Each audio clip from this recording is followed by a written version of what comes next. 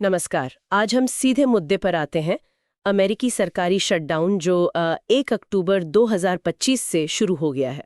जी। हमारे पास अमेरिकी सरकारी शटडाउन 2025 व्यापक विश्लेषण नाम का एक काफी डिटेल स्रोत दस्तावेज है, और आज हम इसी के आधार पर गहराई से समझने की कोशिश करेंगे कि ये शटडाउन आखिर है क्या, ये हुआ क्यों, इसके नतीजे क्या हो सकते हैं और हाँ, आगे क्या उम्मीद की जाए। बिल्कुल। और ये जानना भी जरूरी है कि ये लगभग 7 साल में पहला शटडाउन है, और अमेरिकी इतिहास का देखें तो 21वां।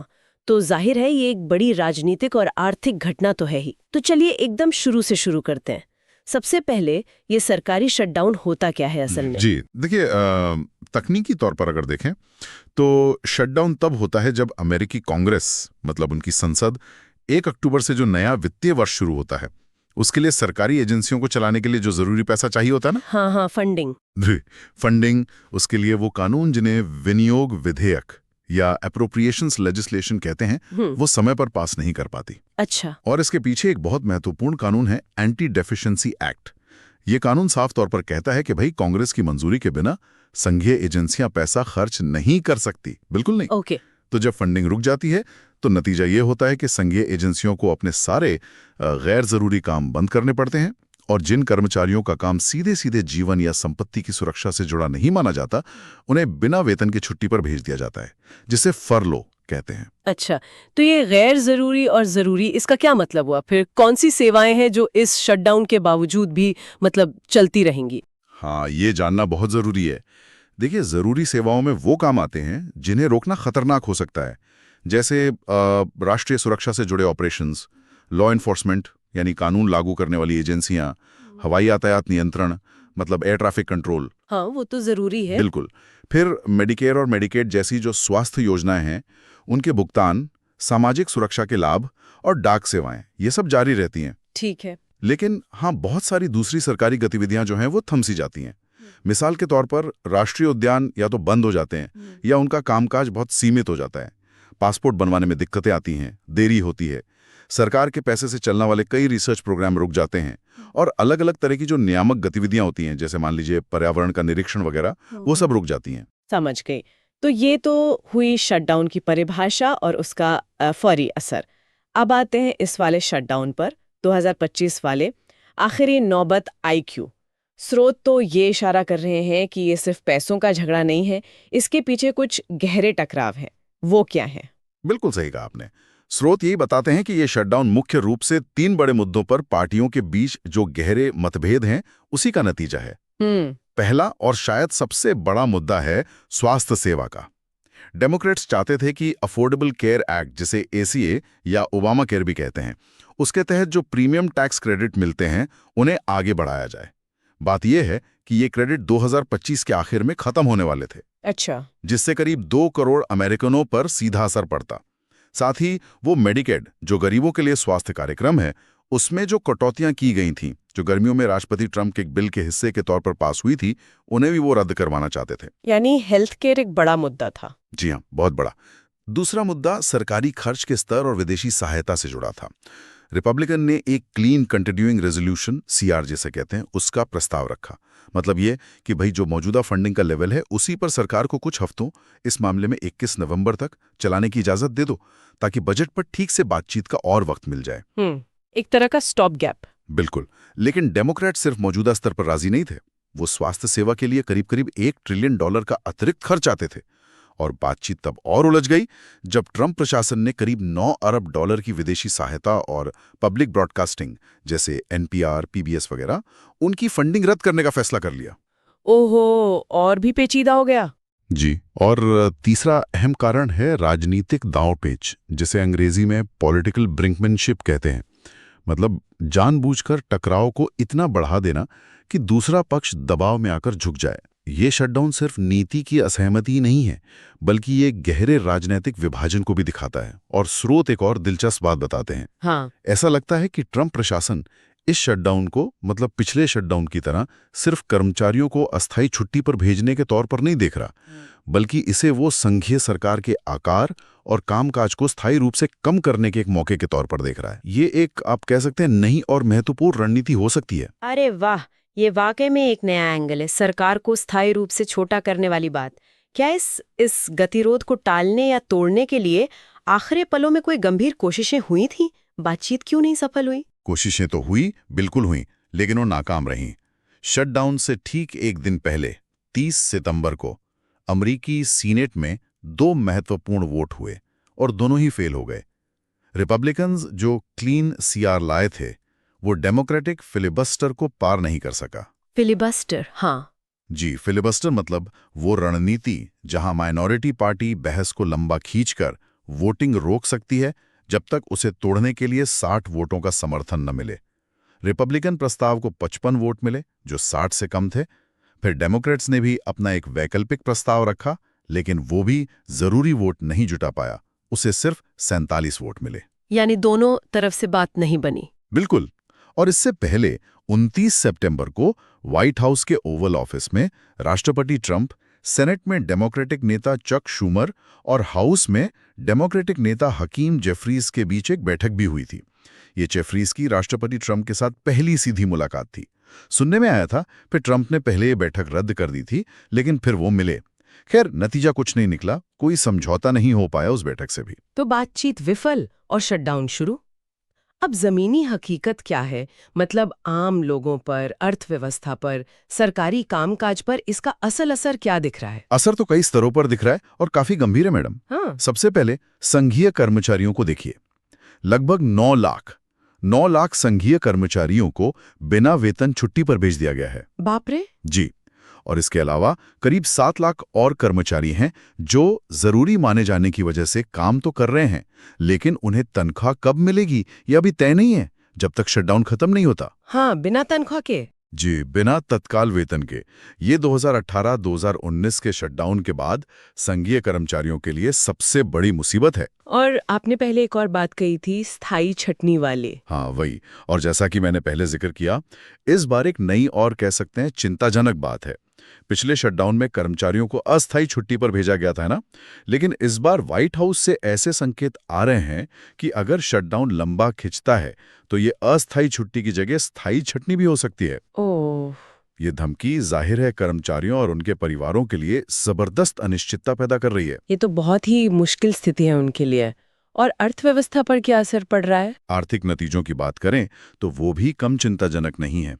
एक अनुमान है कि हर दिन कर्मचारियों के वेतन के रूप में ही करोड़ों डॉलर का नुकसान हो रहा है।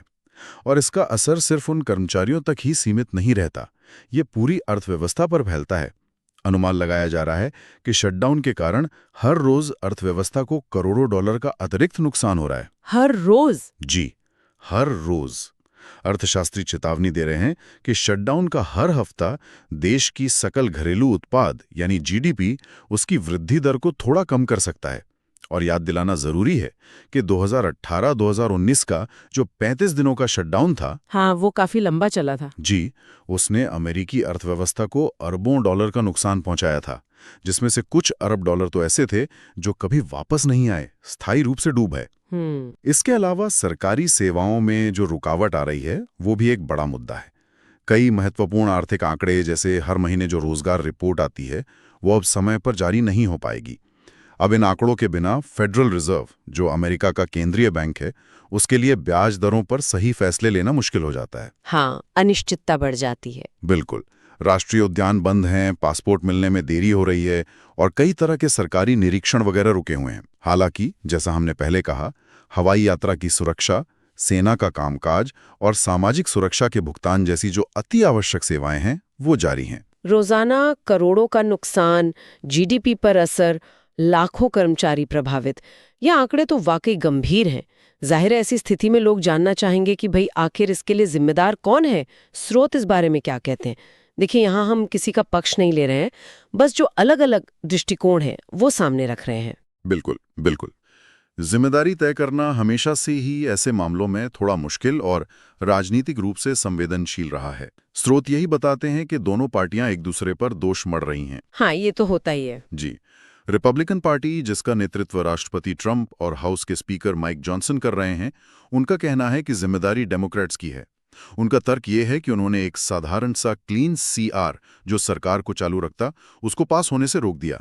रिपब्लिकन का आरोप है कि डेमोक्रेट स्वास्थ्य सेवा सब्सिडी जैसे मुद्दों को जबरदस्ती फंडिंग बिल से जोड़कर अनुचित मांगें कर रहे थे। अच्छा, और डेमोक्रेट्स क्या कह रहे हैं? दूसरी तरफ डेमोक्रेटिक पार्टी है, जिसके नेता सेनेट में चक शूमर और हाउस में हकीम जेफरीज हैं। उनका कहना है कि असली जिम्मेदार तो रिपब्लिकन हैं। उनका तर्क है कि रिपब्लिकन्स उस गंभीर स्वास्थ्य सेवा संकट को नजरअंदाज कर रहे हैं जो ACA सब्सिडी खत्म होने से पैदा होता। वो कहते हैं कि भाई हम तो लाखों अमेरिकियों के लिए सस्ती स्वास्थ्य सेवा बचाने की लड़ाई लड़ रहे थे, जिसे रिपब्लिकन अनदेखा कर रहे थे। तो दोनों अपनी अपनी जगह सही होने का दावा कर रहे हैं? जी बिल्कुल। और जनता क्या सोचती है?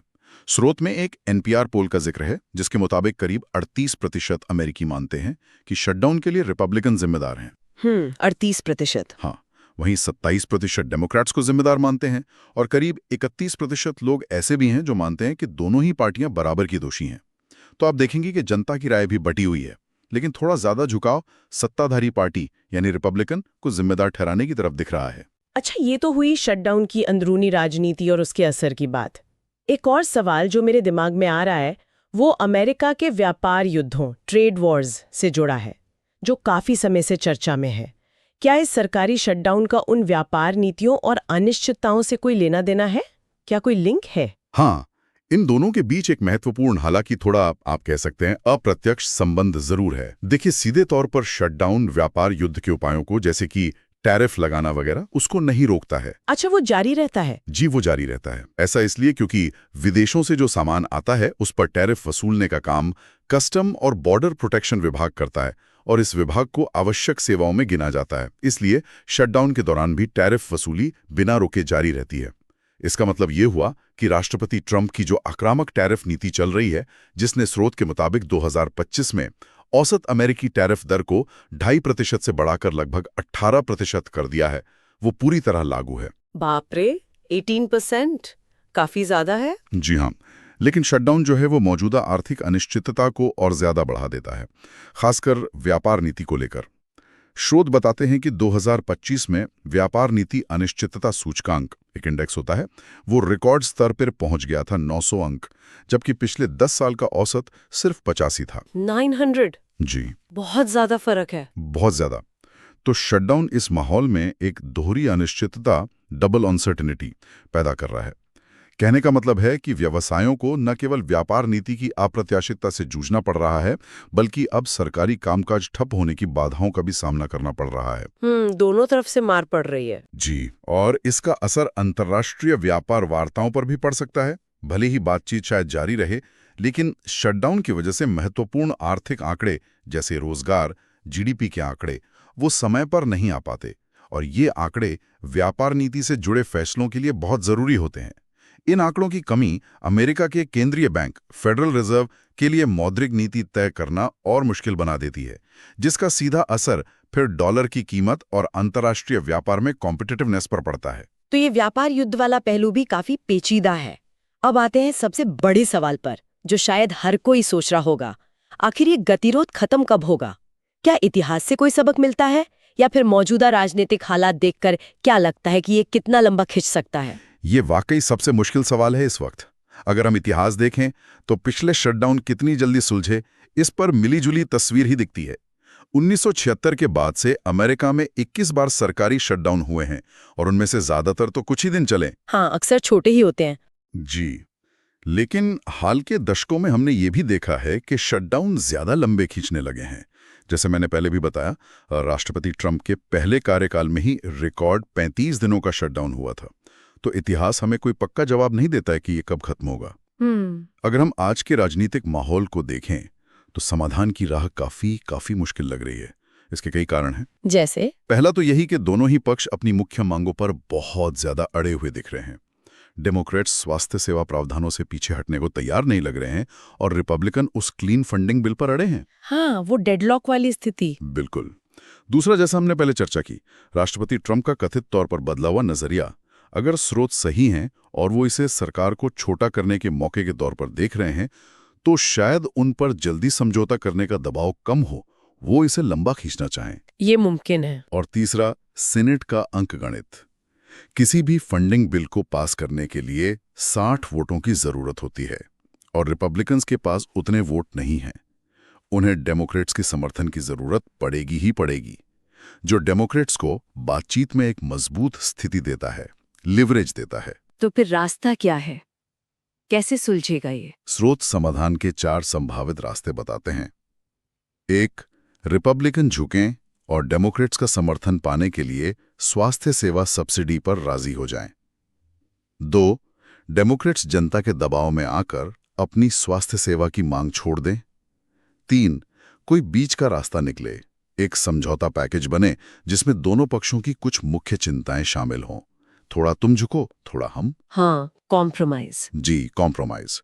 और चौथा, जो थोड़ा चिंताजनक है, कि ये शटडाउन लंबा खिंचता जाए, जब तक कि किसी एक पक्ष के लिए राजनीतिक नुकसान इतना बढ़ जाए, इतना असहनीय हो जाए कि उसे झुकना ही पड़े।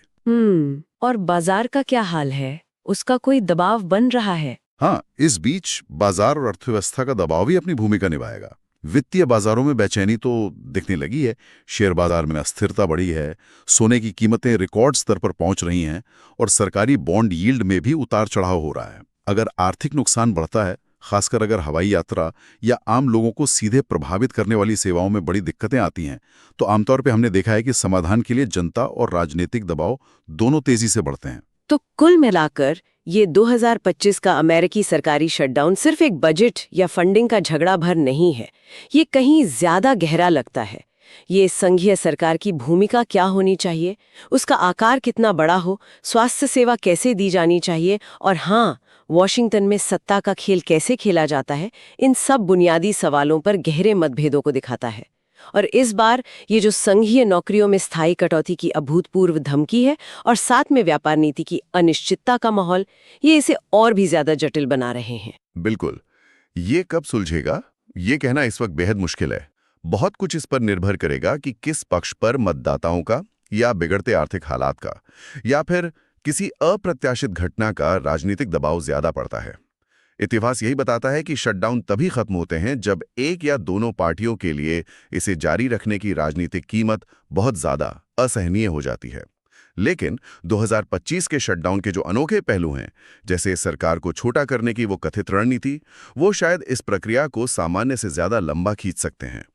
तो निवेशकों, कारोबारियों और आम नागरिकों के लिए ये जरूरी है कि वे न सिर्फ तत्काल सेवा प्रभावों पर नजर रखें, बल्कि उन व्यापक आर्थिक संकेतों पर भी ध्यान दें जो पहले से ही अनिश्चित वैश्विक व्यापार माहौल में फेडरल रिजर्व के फैसलों और पूरी अर्थव्यवस्था की स्थिरता को प्रभावित कर सकते हैं। और जाते जाते एक सवाल सोचने के लिए छोड़ जाते हैं हम सब के लिए।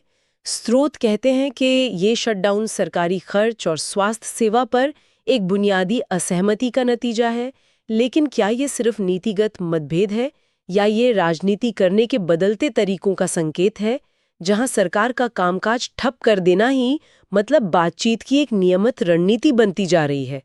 विचार करने लायक बात है।